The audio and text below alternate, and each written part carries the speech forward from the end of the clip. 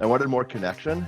We're all hardwired for connection, and if anything over the last few years, if anything that the last few years have taught us is that we need more connection in our lives.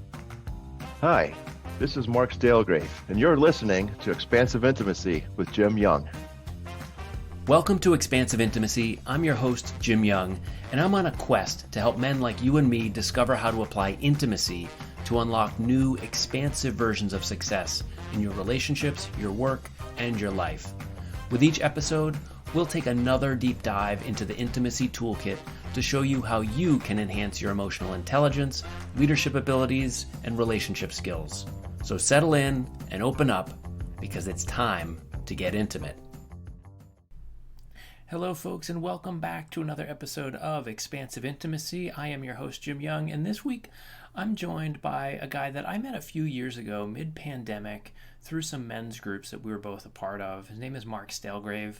He is a fantastic guy who was a little bit concerned as we were getting ready to record this that he was a little too everyday in his intimacy to make a contribution to the show, which I debunked pretty quickly with him, and we went on to have a fantastic episode. Some of the things about Mark that really define him are he's a husband and a father of two grown kids. He's a really committed dad. He's a really committed husband. He's also a recovering perfectionist, which maybe chimes in a little bit on why he was feeling a little bit anxious about what he had to share. He invests in intimacy in a lot of ways, including something that is unique to the show, as I informed him as we were recording this, that you'll hear in the episode, something that really grounds him. And there are also tons of examples from his life and also from what we talk about in the show of what's in the intimacy toolkit. I talk about that every week on the show. We're going to unpack the intimacy toolkit. This episode does that probably as much as any that I've ever recorded. In his non-podcast guesting life, Mark is a leadership and life coach. He works with Agile software development, and he's been a management consultant for over 30 years, working with technology and software across a bunch of different industries. He's a really values-driven guy with family and fun and learning and trust and integrity at the top of that mix. Freedom is something else. And he's a really kind soul. He's one of the people that I just really enjoy connecting with every time. He makes me feel happy when I get to spend time with him.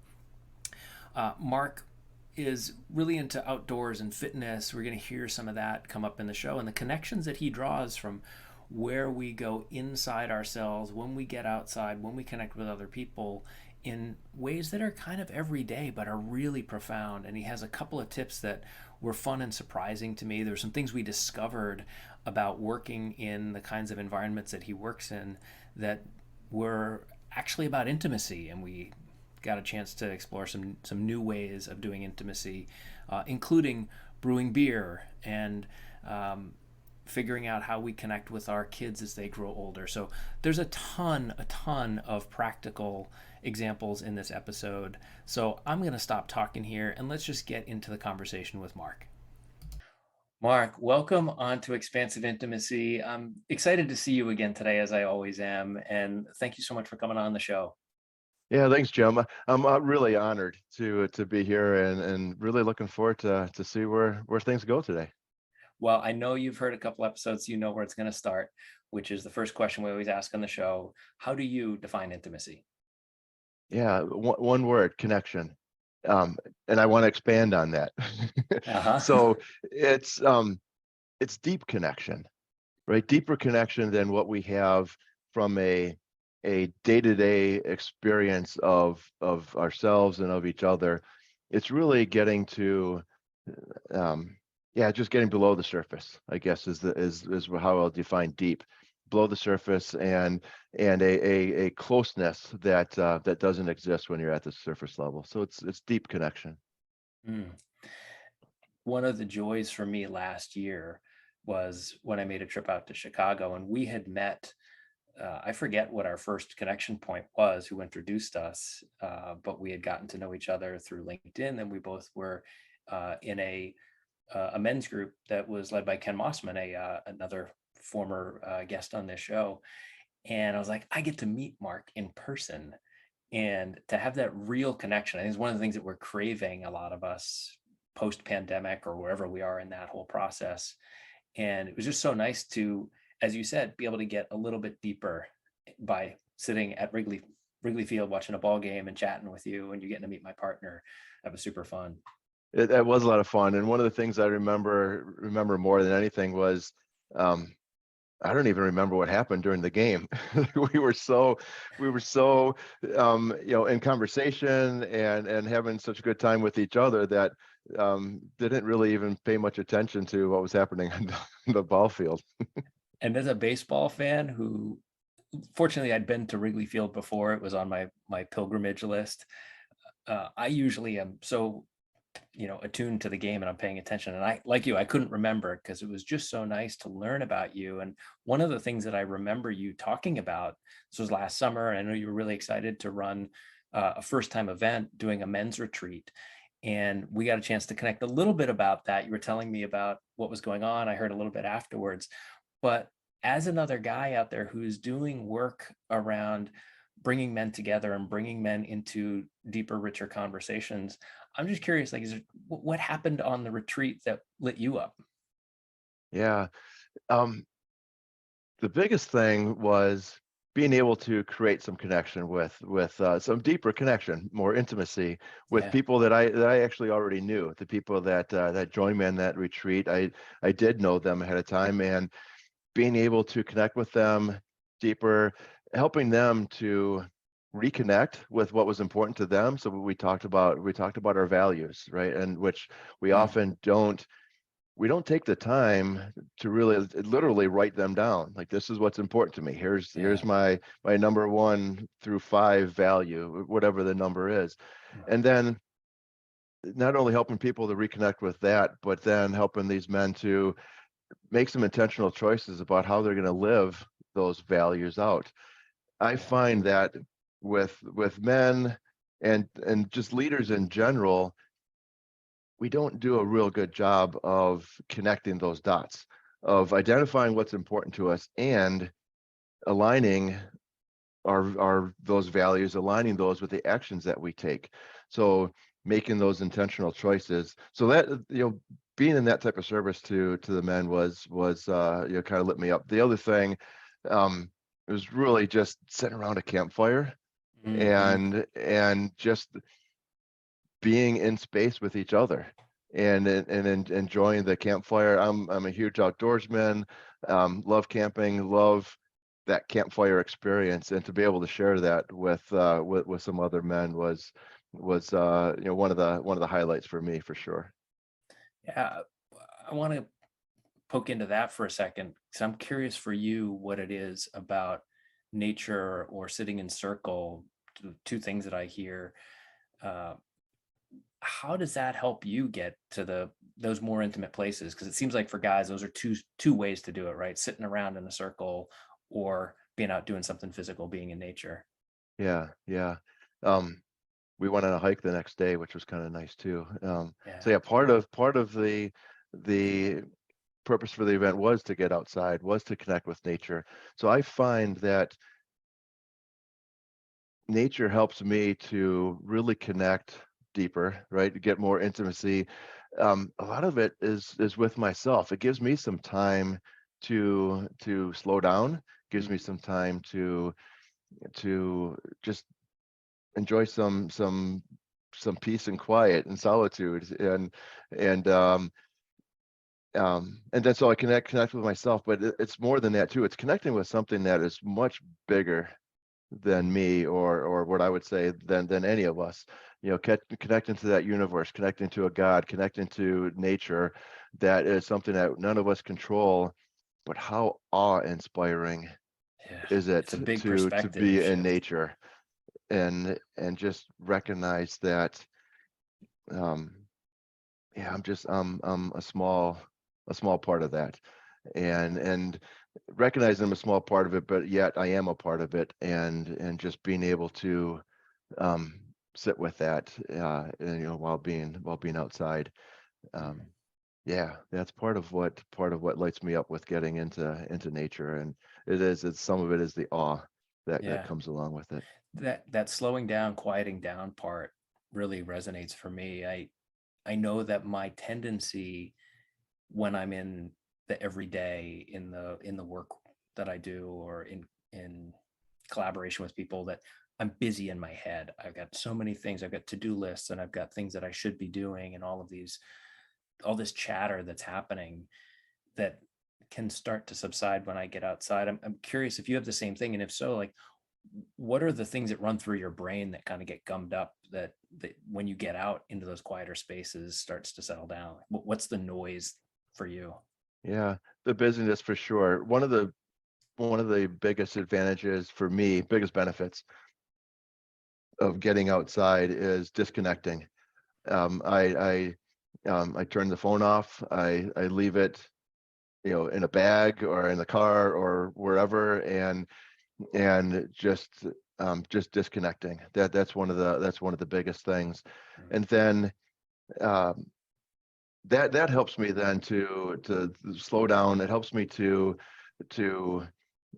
let everything that's going on in the brain just kind of settle down, and it quiets. And it's I find it quite interesting that simple act of turning the phone off and putting it out of sight, it really helps all the other things then to be out of sight and out of mind. Yeah. And I think part of it too comes down to just giving myself the permission to let it all fall to the ground, and who cares, right? I'll pick it up later, because there's nothing I can do about it right now in this moment. So it's making that, again, that intentional choice. Freedom is one of my top values, and so it's making that choice that I'm going to give myself permission. I'm going to give myself that freedom to let go Yeah. of all of these worries, of all of these things that are on my mind. I want to go here next. You said simple acts, and when we were getting ready for the show, you were saying to me something about, like, yeah, I'm just kind of an everyday guy, right? Like, I'm not sure what I have to share. And I kind of called bullshit on you a little bit, for a good reason, because to me, the simple acts of intimacy are oftentimes the most powerful, and the ones that we kind of overlook. And I know for a fact, because you told me that, and I said to you, like, one of the things that's actually not every day about you at all is that your word for the year, the orienting theme for your year in 2023, is intimacy. I literally don't know anybody else who has that. And so I want to dive into, like, what is in your everyday, like, what are the simple acts? What are some of the ways that you're finding to create more intimacy in your life? And the bonus to that, like, as you're practicing these things, what's happening? What's opening up for you? Yeah. So, right. I choose, I've been doing this for several years of just choosing one word to live my year by. And as I went through the discernment this year, intimacy was the word that resonated with me. And can I jump And in and ask yeah, how that ended up? Like, do you know why that word popped in? I don't remember the exact why I settled on that one versus some of the others that were fairly close seconds. Um, I think it was really more just about my own desires, and we talked about this with my definition of intimacy, right? I at the beginning of the year in particular, I really sought deeper relationships for myself, with myself, deeper relationships at work, deeper relationships at home, while I'm playing, everything. I wanted more. I wanted more connection. We're all hardwired for connection, and if anything over the last few years, if anything that the last few years have taught us is that we need more connection in our lives. And what was going on for you? Like, because so if the inspiration came as, like, I want deeper connection, what did you notice was going on in your life? I think I was noticing that just the desire for more. And I know I already said that um, the things that were going on for me wanting to, this is kind of ongoing, but wanting to have better relationship with myself, and I'll talk about the everyday examples of how I've been trying to achieve that. I wanted more closeness and intimacy with my wife, with my children. Um, and it's interesting because there wasn't necessarily anything happening except for myself, with myself. There wasn't necessarily anything happening that was so dire or so, it's like, oh, it's like, dude, you better fix this and do something or else. It wasn't anything like that. It was just more, I wanted something more. And the more I thought about different words, intimacy was the one that it felt, this is part of why I chose it too, is it felt scary. Yeah. It felt scary. And It then sure as soon as does. I connected, yeah, as soon as I connected with the fact that this was the scary word of the ones I was looking at, I'm like, all right, Uh-huh. that's where I gotta go. I gotta go There's there. no courage without fear, right? Right, right. Yeah.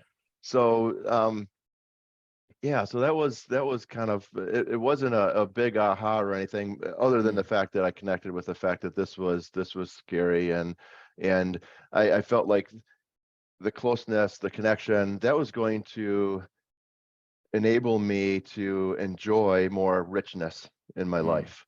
The image I just got in my head is when you take a, a picture on your phone and you go to look at it, and there's the edit button with kind of like the magic wand thing that will just like sharpen everything up and brighten it up. It's like everything was okay, and it wasn't really enough. Like I wanted sharper edges, I wanted brighter colors, I wanted to be able Right. to see things, a little bit more vividly. Yep. And that's what I hear. And I love that that's the point that you decided to say, I want to lean into intimacy instead of the, we've got to fix something. Because I think that happens to a lot of folks. It happened to me. And in knowing it ahead of time, I think saves a lot of pain, is my guess. Yeah. Mapping some of my experience perhaps. But yeah. So what have you been doing? What have you been up to that pushes you out on the intimacy limb a little bit further? Yeah, so I want to start again. I think this is I'll classify it, label it as being simple. The intimacy with myself. And I felt like I had gotten a little out of shape and a little overweight. And so I joined a fitness center, and I started going to classes, 3 to 5 days a week.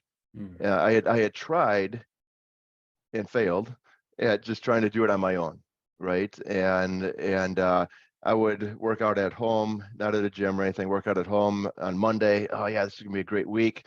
Maybe then on Tuesday, maybe Wednesday, and then life would get in the way, and I wouldn't do anything else the rest of the week.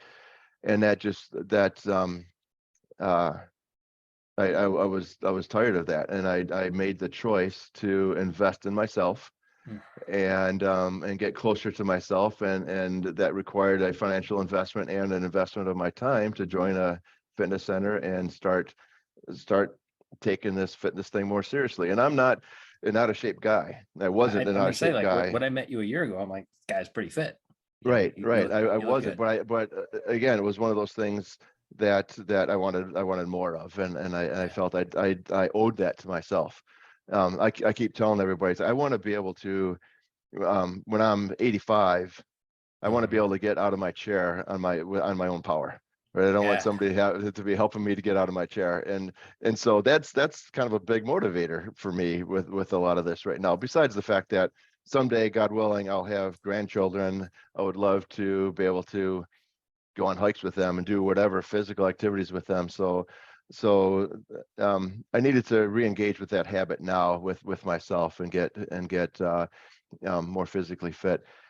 I want to Then just underscore that one because I don't know what the demographics are for my listening audience. I can't see the age of the average listener, but I'm going to guess that there's a fair number of them that are in the Gen X generation. Like you and I believe, are about the same age. And one of the things that I've been learning about is some data, some science around what our physical decline is going to look like. Not might, is going to look like. We're going to lose a certain capacity around muscle, around flexibility, and it's just going to happen. So we have to raise that baseline, and it's through a guy named Peter Attia, who talks about longevity. And what he one of the things he uses is, he says, train for the centenarian Olympics. And like, when you're 100, what do you want to be able to do? Do you want to be able to put your own carry-on bag in the overhead bin? Do you want to be able to lift up a great grandchild?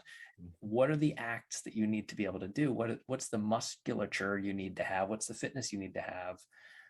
Whether it's to just get up out of your chair or anything else. And I love that your connection in that is to intimacy. That, like, if I'm strong and I'm physically capable and I'm feeling good, then I can show up for a lot of things today and 30, 40 years from now. No, that's exactly. And it's, I know that it's the future that I'm doing this for right now. I mean, there's a not here and now benefit to be, intimate with myself.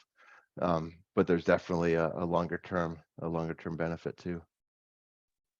Yeah. So what else is on the list? I know you've got more than just that. So shortly after, I had about a month or so, a couple months, I guess, after the fitness journey began, then I made the choice to start tracking my calories, and with the intent of losing some weight, and I've been successful at doing that as well.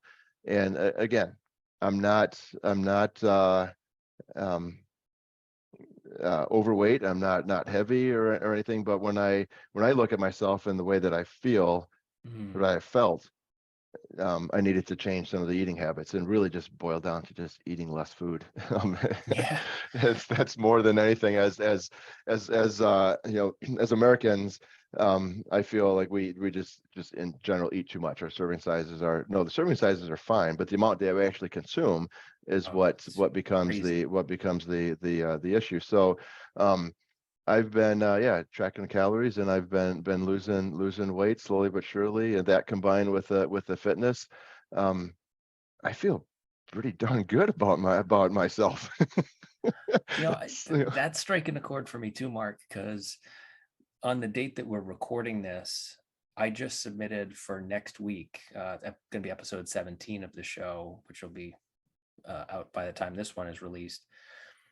I talk about some challenges that I grew up with around not liking my body, having body image issues because of not eating healthy and having a body that just didn't feel good to me, and how that held me back from wanting to put myself out there in a lot of different situations, whether it was socially, whether it was professionally, whether it was romantically. And I think it's not something that gets talked about a lot around intimacy, is like, well, what are you eating? How much are you exercising? I think it's a really important part of it, and not just for your, romantic sexual relationship, but also for all these other ways that you can feel confident putting yourself out there, which is how we create deeper connection. Yeah. What resonates with me, the word that you didn't say that's coming up for me, is acceptance. Right there, there's a level of acceptance, especially like you said, at the age where we're at, where things are, have been kind of falling south for a little while, and gravity is having an impact. And some of it is the acceptance of that. So I know that's been part of this journey for me too. I'm not going to look physically the way that I did 20 years ago, and that's not going to happen. But I can feel every bit as good physically as I did 20 years ago, because I'm taking care of myself, because I am doing the strength training, the cardio, all of the things. And part of that has been acceptance. And I think part of that is what kept me from being intimate with myself, from getting into the gym, was the fact that I wasn't accepting of the fact I'm older now and things are harder. And it's much more now about just being fit from a everyday physical fitness perspective, as opposed to building bulk or building anything that I might have aspired to when I was younger. Now it's accepting where I'm at and embracing, what I can do with where I'm Yeah, at. the only chiseling that's happening here is if I get into the wood shop. Right. Yep. I Yep. don't know if this was on your list as well, but I think it's maybe connected, and it's in a different realm around, do we accept ourselves, and therefore can we put ourselves out? You and I on a call, we just had, kind of a social call a few months ago. You were telling me about a strategy that you use. You work in a hybrid work environment where sometimes you're in an office and kind of in like a hoteling station. You don't have a fixed desk or something like that. And that you were doing something to invite intimacy, as I understood it, in the workplace. I wonder if you could just share a little bit of that story, whether it was on your list of things that you've been experimenting with or not. That is on the list. Before I get to what that is, I did put on the list. I set out at the beginning of the year to go into the office more frequently. So that meant going in 1 to 3 times a week. Not because anyone was telling me that I had to, but I was making that choice because I wanted to increase the connection, increase therefore the intimacy. Yeah. So after doing that for a couple of weeks, I noticed one of the days I was in the office, I didn't even say hello to the person that was sitting right next to me until much later in the day. I'd said hello to people, the person across from me and other people, but I recognized that I hadn't said hello to that person. So I took care of that. I, introduced myself, said hello and everything. And then I looked around and I became aware that I wasn't the only one that wasn't saying hello to other people. We're all sharing this space together, but we weren't really sharing the space together. We were just physically there and not really engaging with each other. So I created a sign for my desk. I created a sign that said, "Hello, my name is Mark. What is your name?" And it said, please stop by and introduce yourself. And then I had in slightly smaller print on the bottom, if somebody had enough time to pause and read it, that I've got a set of icebreaker cards, conversation starter cards, Nice. and I invited them to read a card with me, and both of us answer it. And I didn't remember that part of the story. That's cool. I haven't had as many people take me up on the cards. Some people definitely have, but I have had quite a few people that will at least say hi, and which is all I really wanted. I wanted to be able to connect with people in a different way than what I had been, and it served to do that. It was a bit. I'm not this big outwardly, outgoing guy. I mean, I can be when I choose to be. It was a bold move for me, and it took some courage to do that. But man, am I so glad that I did. I love that because it's so low tech. It's analog, right? I'm guessing you didn't make some flashy sign that it was like a Sharpie on a piece of white paper or something, or It started that way. And I actually did do something. As any good corporate citizen would do, I broke out PowerPoint, there you and go. I actually did create something in PowerPoint with some clouds for the voice clouds and whatnot. So I used some creative, what I call creative, influence as much as I can generate. But so I did use PowerPoint. I printed it out. It was a fairly bold, bright blue color, and so it was going to grab some attention. And I put it on 2 sides. I took a manila file folder and I printed it out and put it on both sides, and I put it up like a little tent on my desk, and Catch with them the coming and conversation going. starters. What's that? Catch them coming and going, right? Exactly. Didn't matter which way people passed me, they were going to see my sign. Yeah. and and it's such a great example because your first iteration was Sharpie on a piece of white paper. And I was like, all right, let me up the game a little bit. Let me make it more appealing. Let me draw more people in so that we can connect. And I'm wondering, I know you have a background in Agile development as an Agile coach, and I just kind of had this flash of like, oh, how does that play into that experiment? But also, how does it play into how you're unfolding intimacy? Is agile, that agile mindset, sort of part of it, of like, oh, the MVP is I'm gonna scratch it up with a Sharpie and now I'm gonna up level. Yeah, that's definitely part of it. That continuous improvement idea and learning from what we do. Sometimes they're mistakes, not all the time. Sometimes it's just a way that we can improve things. And I laughed with a couple of people in the office that saw the iterations, and I'm like, oh yeah, I'm gonna make that change, and then it made it easier to make the change once it got into PowerPoint.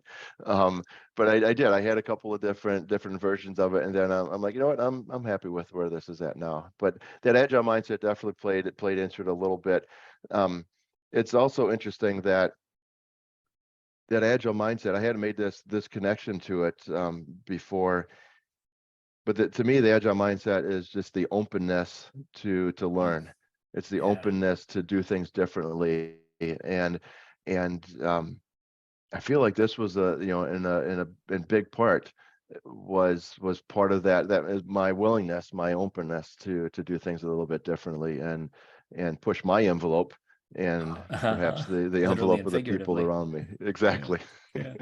And as another recovering perfectionist, which I believe you are as well, that Yes. agile mindset of that openness of we're going to iterate and we're going to fail, quote unquote. We're just going to learn from it. There, oh, that's more information to now put into the next iteration to say, okay, how can we make it even better? Yeah, that iterative process is really um, that helps to grow intimacy as well. Say more. Yeah, and it's really that's why I love our conversations because you never know where it's going to go. And this I'd never Yeah. made the connection really to agile and that iterative process and intimacy. Um, with each iteration, you get closer and closer to Mm, whatever it is that you're trying to build. In my case, with each iteration, I'm getting closer and closer to myself. I'm getting closer and closer to other people, and I'm getting closer to what I am defining as that finished product, that end goal of those deeper connections, and that deeper richness mm. from life.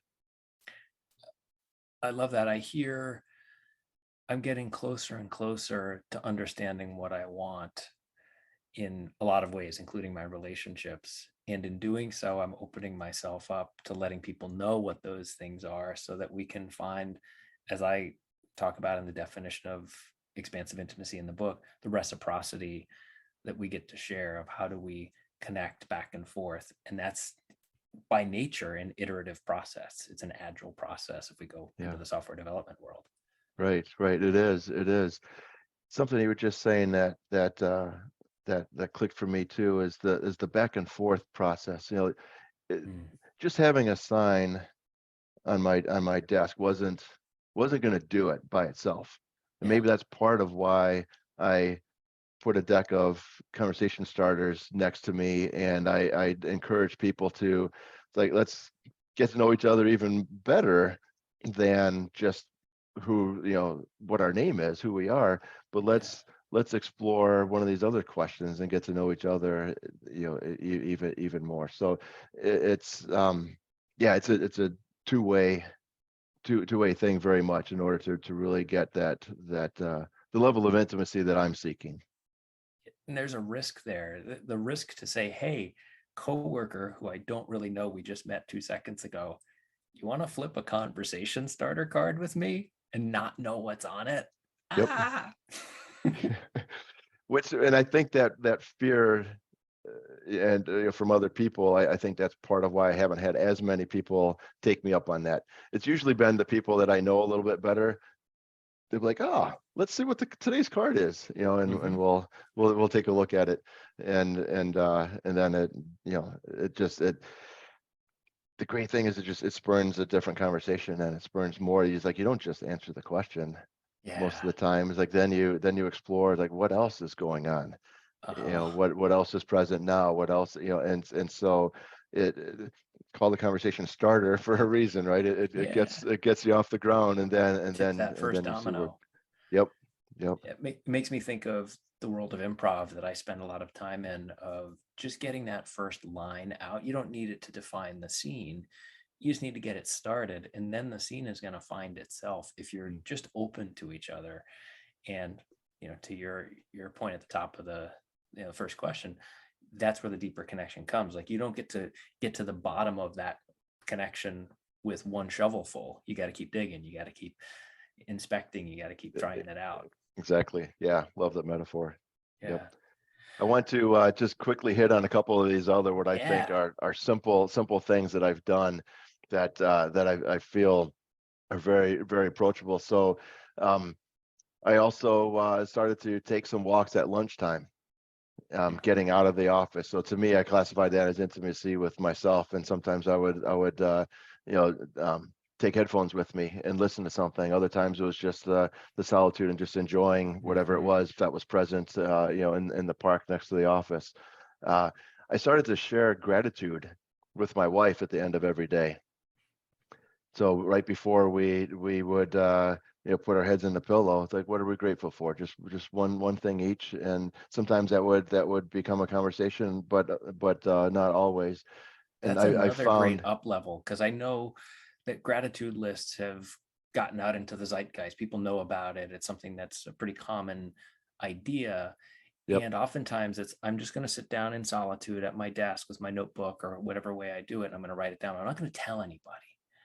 And that's another iteration to me. That's like the Agile approach all over again. It's like, all right, now I'm going to take this to another level. I'm going to share with you something I'm grateful for yep. about you. What a beautiful way to really deepen the intimacy. Yeah, exactly. I accepted an invite to grab a beer with a friend. Somebody asked, a lot of times in the business of life, I would say no to that. But with intimacy as my guidepost for the year, somebody reached out to me. Somebody reached out to me to go out and grab a beer, and I'm like, yeah, why not? Let's do that and help to deepen that relationship. I lead a dads group at my company. And last year, 2022, I was a bit of a lame duck as a leader for that. So as part of my intimacy direction for this year, I re-injected some energy into that group, and so we started to meet regularly again, which we hadn't been doing, and we started to get a few more people to join in to the conversations and things. And so that was a way of me to some intimacy with a group of dads that are coworkers. I think that's phenomenal, because there are so many dads in the workplace, right? I mean, I don't know what the percentages are, but I would guess that there's, better than half of men who are in the workplace probably have kids. And it's not something that we necessarily talk about enough. Again, as the day that we're recording this, I happened to read an article that came out today from somebody in who's also on the show, Kate Mangino. She writes about equal partnership and the cognitive labor and the emotional labor that goes into running a home and raising kids, and how it's so important. They're just critical skills for organizational leadership and being kind of the glue that connects things and thinking ahead about people and how you're going to run the business. And that's the thing that I think, when dads get together, when parents get together in the workplace and use that lens, we can start to think about, what is it that we do across our lives that makes for a better life, and how do we apply that to the business world? So I love that you've got a dad group at work. I've not heard of that, I don't think, ever. Yeah, it's a fun group, and it's great to get together, and it's a bit of a community, right, where we can share stories with each other, and we can provide support to each other, and we can identify how do we want to show up differently, at home or in the workplace. And the example you gave from Kate, that's been a topic of discussion for us. Like, how can we how can we lessen the mental load on our partners, right? And a lot of times they might be the ones, our partners are the ones running the household. It's like, well, what can we do? One of the things that came out of COVID for me was such a much deeper appreciation of all of the work that my wife has done over the years, running the house, raising the children, doing things, making sure everybody got. It wasn't until I had that chance to slow down and be they got their home. doctor's appointment, they got whatever. All of it. Yeah. Yeah. And so seeing all of that, I'm like, wow. I'm like, I really appreciate you saying this to her. I'm like, beautiful. Way more than I did when I was going to the office all the time. So that's been a conversation with the dad's group, and so the things that we're able to bring to each other, to as ways to learn from each other and be in community has been good. I want to jump on another connection I heard in there, because you mentioned went out for beer with a friend, and you mentioned the dad's group, and we haven't touched a ton on parenting directly. And I know that you have kids who are roughly the same age as mine, on the older side, getting out of college and into the independent life. And you have shared that you do beer making with your son as an activity that helps you stay connected. And your son is, I think, out of college. Is that right? He is, yes. He's out of college, and it's been a couple of years now that we've been able to share that activity together. So I've been homebrewing for 15, 20 years, and it's a great hobby. What's made it even better is being able to share that with my son, and being able to share the passion for the process, share the passion for just being able to do something with him, that's been unlike anything we've been able to do previously. Like, he might help me bottle from time to time, or he'd come and help do one thing or the other, and then quickly lose interest and go away. But now we're able to share the entire process, including the enjoyment of the finished product, which is which is fun too. It's it's been a great way for us to connect on a different level, and to create more intimacy between us. And to look at some of the work that first inspired me to start exploring intimacy and writing a book and doing a podcast about it, I hear at least 3 forms of intimacy showing up in that activity that you do with your son. There's the intellectual intimacy of figuring out, what are we going to brew? What do we need to include? What's the process going to be? Who's going to do what? And engaging on a topic that's interesting, that gets you connected. Then there's the emotional intimacy, I'm assuming, of like, there's just shared joy. There's maybe this frustration that's going on as something doesn't go right, and you're both in it together. And then there's the experiential intimacy of like, okay, we finished this batch, we get to go pop that first top and enjoy one together. And I love that to me is expansive intimacy. And it's tough, I think, as our kids get older and they become more independent, of how do we connect. And that's just such a rich example in a seemingly simple act of how we can expand intimacy in at least 3 dimensions. Yes. Yeah, I love those 3 dimensions, and so very true. Yeah, hadn't thought of that way. It's expansive for sure. Yeah, I'd even add, there's probably some physical intimacy, not in the way that we traditionally think of that phrase, but like, you're physically working in the same space, and it's like, okay, I'm going to hold the, I forget what the terms are now, but like, I'm going to be doing this while you pour that, and yes, you're working together physically. Right. So exactly. So there's that intimacy of we're doing this thing together, but we actually need to help each other. And like you said, hold this thing up, scrape this thing, whatever it might be. There is a physical component to it. Yeah. Mark, what have we missed? What else is on your list as we kind of roll to a close? There were a couple of events that I attended, that I signed up for. There was a Connected Palooza event early on in the year that I had signed up for and shared. Trying to I think you've got to to, run deeper connected Palooza now. yeah, deeper, exactly. Yeah. Um, the early on in the year, I suggested that our my like department level, I guess, that we get together in the office on a more regular basis, and Yeah. and uh, that's starting to happen a little bit more now, not because of anything I did, but just Or naturally people are maybe. starting to show up, or maybe Yeah. it was, yeah. Yeah. You gave it a nudge. Yeah, yeah. Um, and I guess the other thing is I'm a big platform tennis player, paddle tennis, which is kind of a combination between racquetball and tennis. Played on a court about the third of the size of a tennis court, same markings, and then there's chicken wire for walls, and you can play it off of the walls. And um, I asked a new person to partner with me for a tournament at the beginning of the year.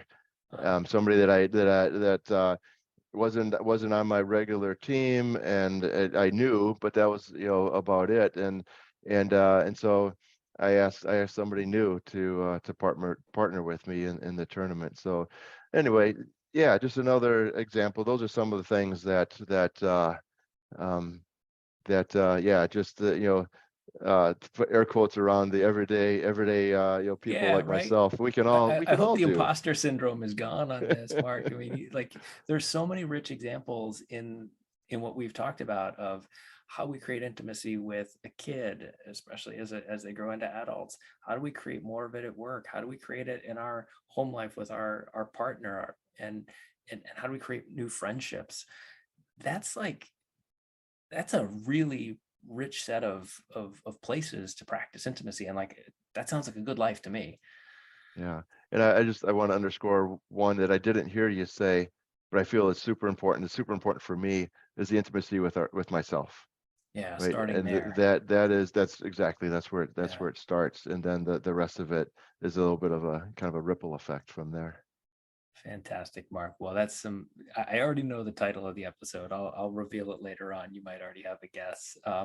Where can people learn a little bit more about the intimacy that you practice every day, or other simple acts, or things that you're putting out into the world? Yeah. I've got a website, markstaelgraeve.com, that explains a little bit about me and a little bit about some of the work that I do as a leadership and life coach, and or on LinkedIn as well. Just Mark Staelgraeve on LinkedIn. Great. And I'll throw links for those in the show notes. Most people might not guess how to spell Staelgraeve, and I definitely want people to see your Thursday Thoughts, which is one of my must reads every week on LinkedIn. So, Mark, thank you so much for coming on to the show and finding some simple ways to expand intimacy with us today.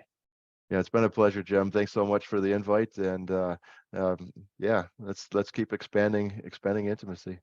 Indeed. All right, thank you for joining in for another episode of this long-running conversation where we're exploring how intimacy can affect our lives in all sorts of positive ways, whether in our personal relationships, at work, with our friendships, and our parenting, and beyond. And with all that in mind, I have two questions for you before we wrap up. First, what's one thing you heard on today's episode that could help you start to expand the intimacy in your life? Either some kind of discovery you might do internally or some step you might take towards another person. Second, who's somebody that you thought of during today's episode, somebody who popped into your mind that maybe could benefit from hearing this conversation as well? Would you consider sharing the episode with them right now?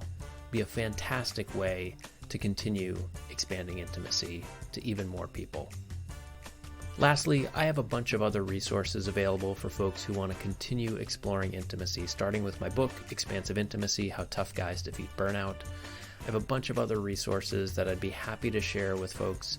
Just reach out to me, jim@thecenteredcoach.com, and I'd be happy to help you on that path as well. I hope you'll be back next week for another episode of Expansive Intimacy.